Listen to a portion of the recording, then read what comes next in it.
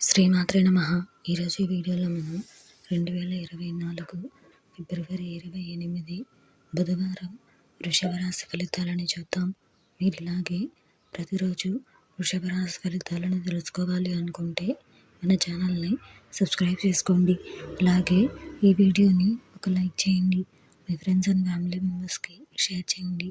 ఇంక విషయంలోకి వెళ్తే ఫిబ్రవరి 28 బుధవారం వృషభ రాశి వారికి సంబంధించి కుటుంబ సభ్యుల నుండి అవసరానికి ధన సహాయం అందుతుంది.